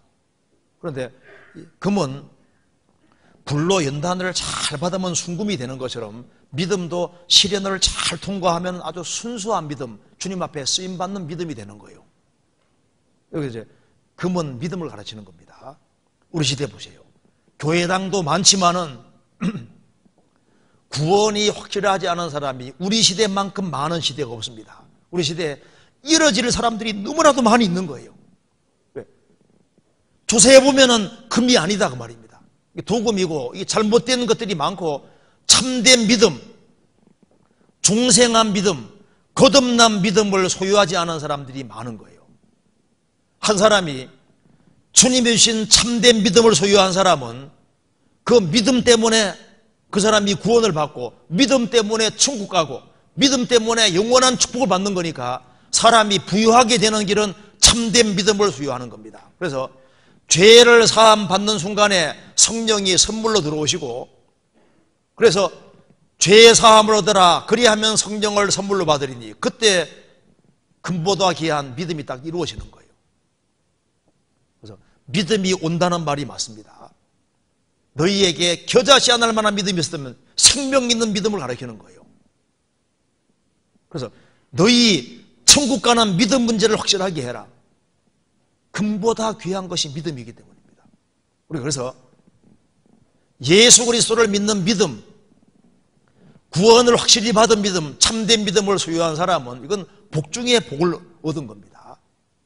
그런데 그와 동시에 주님께서는 금을 사라고 한 것이 아니라 불로 연단한 금을 사라고 했습니다. 주님께서는 구원받은 믿음만 보기 원하시는 것이 아니라, 이 라오디게아 사람들이 지금 안일에 빠져 있잖아요.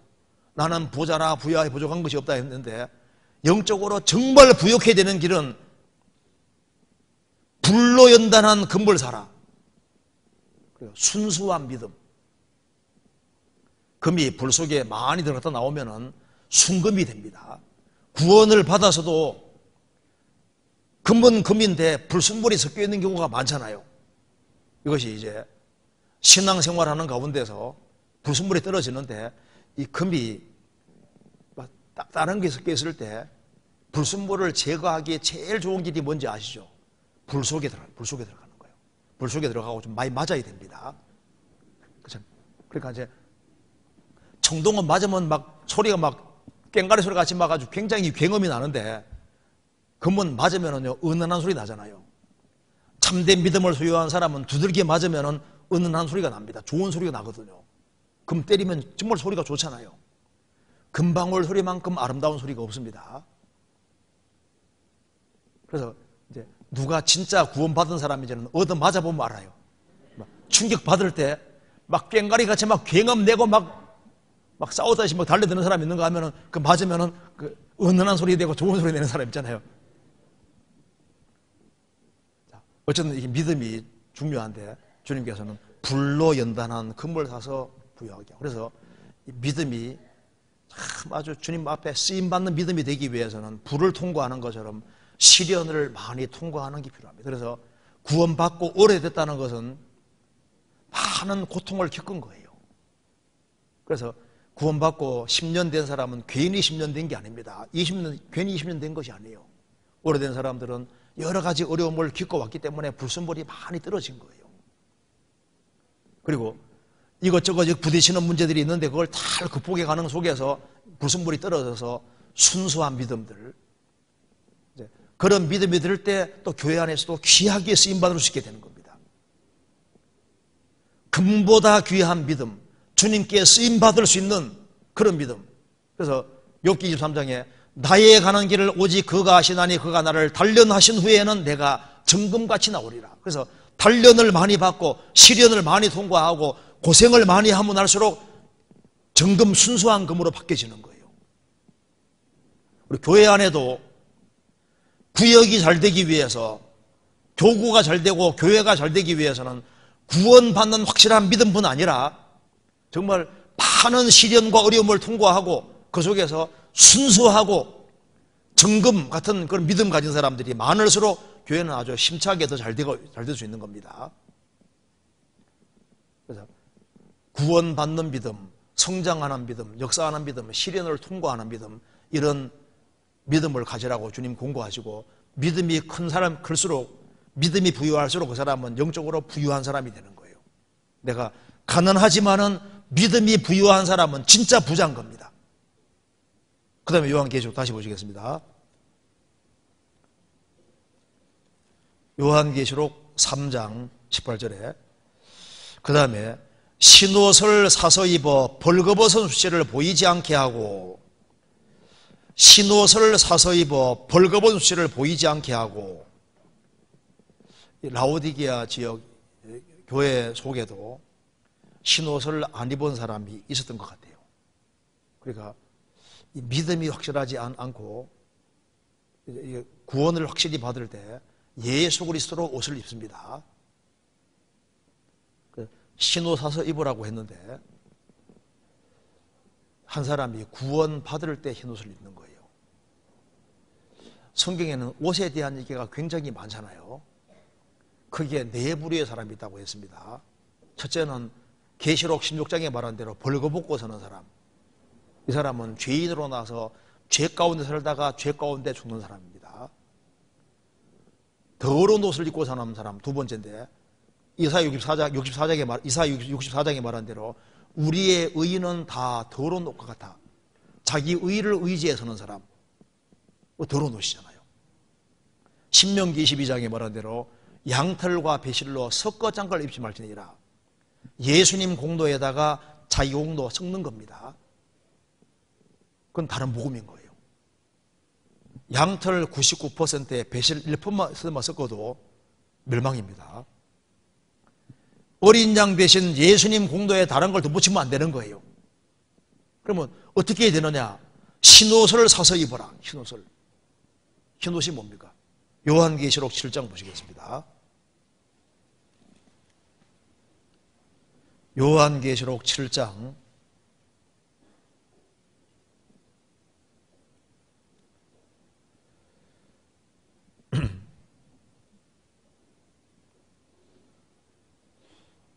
7장 14절 같이 읽겠습니다. 내가 가로되 내 주여 당신이 알리다 하니 그가 나더러 이르되 이는 큰 혼란에서 나오는 자들인데 어린 양의 피에 그 옷을 씻어 시기하였느니라. 흰옷 입는 방법은 어린 양의 피에 그 옷을 씻어 시기하였느니라. 그러니까 예수님의 완전한 피공로를 받아들인 사람이 흰옷을 입은 사람인 거예요. 그렇잖아요. 그러니까 예수님 피로 확실하게 구원받으라고 말씀하시는 겁니다. 그래서 흰옷은 예수님의 공로를 가르치는 겁니다. 그래서 이사야 61장 10절에도 보면은 내가 여호와로 인하여 크게 기뻐한다.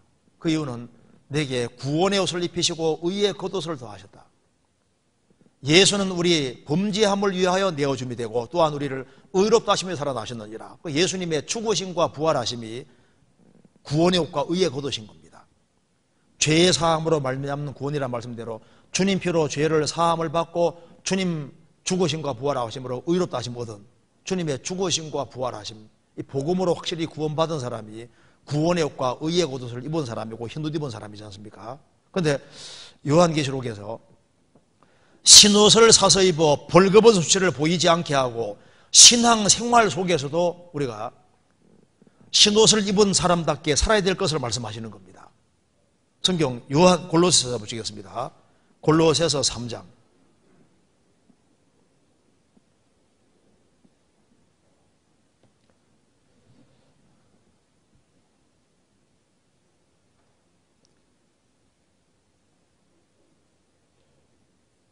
7절입니다. 골로새 3장 7절에 너희도 전에 그 가운데 살 때는 그 가운데서 행하였으나 이제는 너희가 이 모든 것을 벗어버리라. 곧 분과 악의와 회방과 너희 입에 부끄러운 말이니라. 너희가 서로 거짓말을 말라. 옛사람과 그 행위를 벗어버리고 새사람을 입었으니 이는 자기를 창조하신 자의 형상을 쫓아 지식에까지 새롭게 함을 받는 자니라. 13절 같이 읽겠습니다. 그러므로 너희는 하나님의 택하신 12절 같이 읽겠습니다. 12절 같이 읽겠습니다. 그러므로 너희는 하나님의 택하신 거룩하고 사랑하신 자처럼 긍휼과 자비와 겸손과 온유와 오래 참음을 옷 입고, 구원받을 때 내적으로 흰옷을 입었으니까 이제 신앙생활 속에서도 이제 흰옷 입은 사람인 것을 바깥으로 드러내야 되는 겁니다. 그래서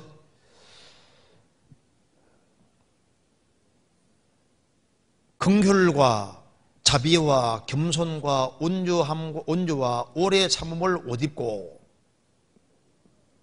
옷을 입으면 바깥에 드러나지 않습니까? 그처럼 신앙 생활 속에서도 긍휼과 자비와 겸손과 온유와 오래 참음으로 옷을 입어라. 에베소서 4장 찾겠습니다.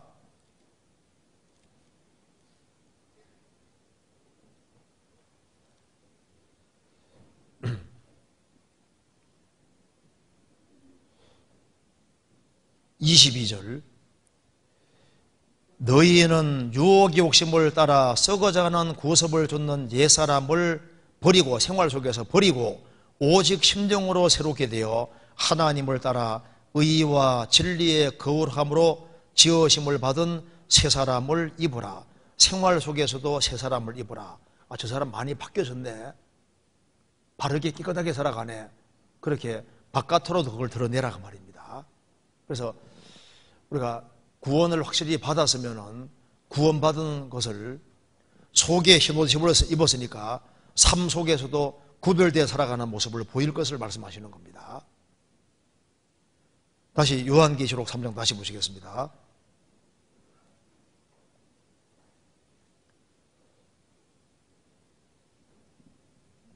(3장 18절) 중간에 흰옷을 사서 입어 벌거벗은 섭씨를 보이지 않게 하고 안약을 사서 눈에 발라 보게 하라. 실제로 이 지역에 안약 공장이 있어서 안약이 많이 사용됐던 겁니다. 그것처럼 이제 이 이야기를 하는 이유가, 이 라오디게아 이 교회 안에도 영적인 소경들이 있었던 것 같아요. 구원받는 것은 영혼의 눈이 떨어지는 겁니다. 구원받을 때 소경으로도 눈 떨어지지 않습니까? 그리고 이제 구원을 받은 사람 중에도 잘 안 보이는 사람이 있었던 것 같아요. 영적으로 눈이 흐렸다 그 말입니다. 그러니까 구원 안 받은 영적인 소경은 구원받을 때 영혼의 눈이 떨어지고, 구원을 받아서도 눈이 흐릴 수 있는 거예요. 그래서 눈이 밝으면 잘 보이는 것처럼 구원받고 난 다음에도 영혼의 눈이 밝아져야 됩니다. 그럼 어떻게 눈이 밝아지느냐? 우리가 눈 나빠지면 병원 가서 치료받아야 됩니다. 안약 바르면 눈이 싹 이렇게 눈이 이제 잘 보이면 얼마나 좋겠습니까? 그런데 영혼의 눈이 밝아지는 길도 있습니다. 구원받을 때 영혼의 눈이 떠졌고, 구원받고 난 이후에도 눈이 밝아지는 길이 있습니다. 어떻게 눈이 밝아지느냐? 시편 19편 8절에 말하기를 여호와의 교훈은 정직하여 마음을 기쁘게 하고 여호와의 계명은 순결하여 눈을 밝게 하도다. 참 신기한 것은 이렇게 보면 잘 보이는, 이렇게 보면 멀리 보입니다. 성경을 실제로 가까이 하는 사람은 주님께서 영혼의 눈을 밝혀주십니다. 그리고 시편 119편에 말씀하기를, 18절에 말씀하시기를 내 눈을 열어서 주의 법에 기이한 것을 보게 하소서. 주님께 기도하는 사람은 영혼의 눈이 밝아지도록 되어 있습니다. 그리고 하나님 말씀을 순종하는 사람은 밝아집니다. 잠언 4장 18절에 말한 대로 의인의 길은 돋는 햇볕 같아서 점점 빛나서 원만한 광명이 이르거니와, 사람이 순종의 길을 걸을 때 주님 영혼 눈을 밝혀주시는 거예요. 그래서 하나님 말씀을 지켜가는 사람은 주님이 깨닫게 해주십니다. 주의 증거가 기이함으로 내 영혼의 일을 지키나이다. 주의 말씀을 열모로 우둔한 자에게 비치어 깨닫게 하나이다. 시편 119편 129절 130절에 말한 대로 주님 말씀을 지키는 사람은 주님께서 말씀을 열어서 깨닫게 해주시는 거예요. 그래서 우리가 더 멀리 본다면 얼마나 좋겠습니까? 그런데 이 라오디게아 사람들은 영혼의 눈이 흐려졌는데 재물욕이 들어오면 눈이 흐려집니다. 그리고 이성적인 문제에 딱 걸리면 눈이 흐려지는 거예요. 그리고 먹고 사는 문제에 치우쳐도 눈이 어두워집니다. 죄도 눈을 어둡게 만듭니다. 그런데 영혼의 눈이 밝아져야 됩니다. 에베소서 1장에 말한 대로 너희 마음 눈을 밝히사, 영혼의 눈이 밝아져야 됩니다. 영혼의 눈이 밝아지면은 구원받은 것이 얼마나 소중한 것인지, 내가 얼마나 축복을 받은 사람인지, 세상에서 내가 평생 고생해도 구원받은 거 하나만으로도 충분하다. 내가 세상에서 아무리 고생해도 지옥 갈 사람 하루 고생 못합니다. 영혼의 눈이 밝아지면은 누가 나를 대접해도 좋지만은 안 해줘도 할 수 없는 거예요. 근데 가정생활하는 속에서도 남편이 좀 고약하다, 그래도 신앙생활 잘 지키면 주님 앞에 가면 특권상 받을 수도 있지 않습니까? 그러잖아요. 내게 잘해주는 사람 잘해주는 것은 이건 당연한 겁니다. 내게 못해주는 사람에게 내가 잘해주면 얼마나 더 큰 상이 되겠어요. 그러니까 믿음의 눈으로 보고 눈이 밝아지면은 어떤 환경이든 간에 나는 복받을 위치에 있다는 걸 알 수 있는 거예요. 눈이 흐려지면은 불평과 불망, 문제가 생길 수 있지만은 영혼의 눈이 밝아지면 그렇지 않습니다. 그래서 예수님 말씀하시기를 내가 너를 권하노니 내게서 불로 연단한 금을 사서 부여하게 하고 내게서 살아. 주님에게서 살아. 주님에게로부터 샀고, 근데 그건 공짜인 겁니다. 주님 공짜로 주시는 거잖아요. 그리고 샀으면은 이건 팔아먹어서는 안 되는 겁니다. 성경 한번 찾아봅시다. 잠언 23장 23절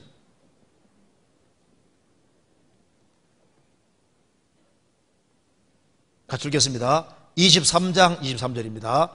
진리를 사고서 팔지 말며 지혜와 훈계와 명철도 그리할지니라. 진리를 사고서 팔지 말아라. 사기 전에는 남의 것인데 사면 자기 것이 되잖아요. 주님에게로부터 샀으면은 나의 것이 되는 거예요. 네, 진리를 사고서 팔지 말아라. 예서는 팥죽 한 그릇에 장자 명분 팔아버렸습니다. 가룟유다는 은 30에 예수님 팔아먹었습니다. 팔아서는 안 된 걸 팔아먹은 거예요. 우리가 다른 걸 몰라도 진리를 샀고 주님이 나의 것이 됐으면은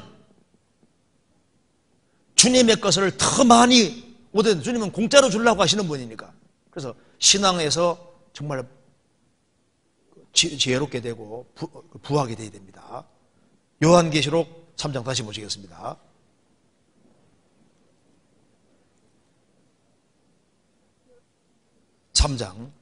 내게서 사라고 했는데요, 우리가 구원도 주님께로부터 얻은 겁니다. 우리가 그리스도를 사고 모임에 가서 진리를 사고 신앙생활에 비결이 있으면 그걸 사고, 그리고 신앙생활 하는 데서 좋은 책이 있으면 그것도 사가지고 열심히 축도하고 해서 할 때 내 것으로 만드는 작업을 하라 그 말입니다. 13장 19절 물은 내가 사랑하는 자를 책망하여 징계하노니 그러므로 내가 열심을 내라. 회개하라. 구원받지 아니한 사람은 회개하고 복음 믿을 때 그게 이제 구원받는 회개가 되고, 구원받은 사람은 신앙이 식었을 때는 다시 뜨거운 마음으로 회복되는 것도 회개인 거예요. 사랑이 식었는데 사랑이 다시 회복되는 것도 회개입니다. 주님과 멀어진 사람이 다시 주님 가까워지는 것도 회개인 거예요. 내가 열심을 내라. 징계받은 사람도 돌이키면 그게 회개입니다. 20절 볼지어다 내가 문 밖에 서서 두드리노니 누구든지 내 음성을 듣고 문을 열면 내가 그에게로 들어가 그로 더불어 먹고 그는 나로 더불어 먹으리라. 내가 문 밖에 서서 두드린다. 라오디게아 교회 안에도 가짜들이 섞여 있었던 것 같아요. 문이 마음입니다. 사도행전 16장에 말씀한 대로 주께서 루디아의 마음을 열어서 복음을 깨닫게 해줬습니다. 구원받을 때 이제 주의 영이 우리 영 속에 들어오시잖아요. 또한 이 라오디게아 성도들은 구원을 받은 사람 중에도 주님과 교제문을 닫고 있었던 것 같습니다.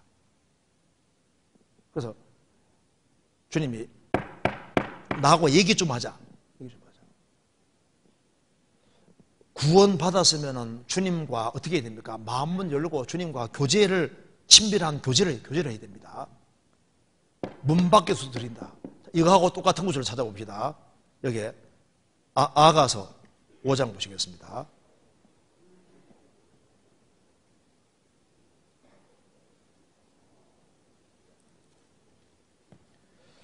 5장 2절입니다.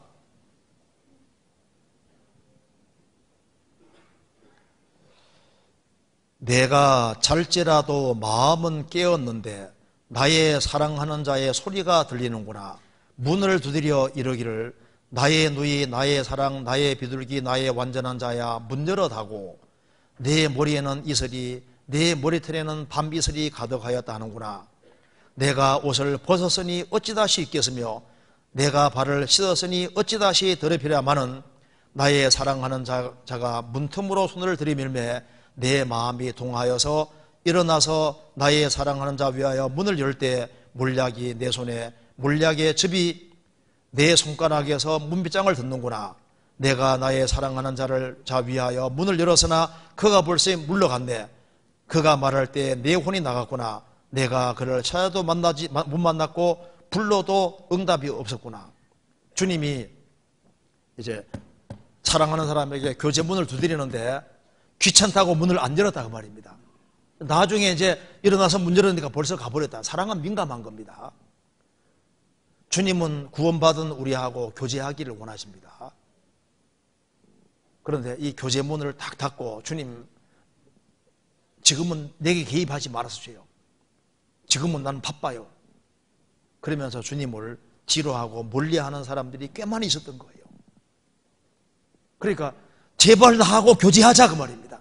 그래서 문을 열면 내가 그에게로 들어가 그로 더불어 먹고 그는 나로 더불어 먹으리라.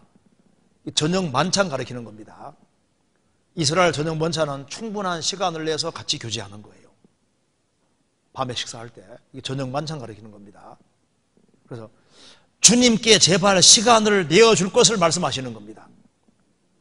구원 받을 때도 주님이 마음문 열어주셔서 주님이 들어오셨고 구원받고 난 이후에도 주님을 환영하고 주님과 교제하고 사귀는 것을 좋아할 것을 말씀하시는 겁니다.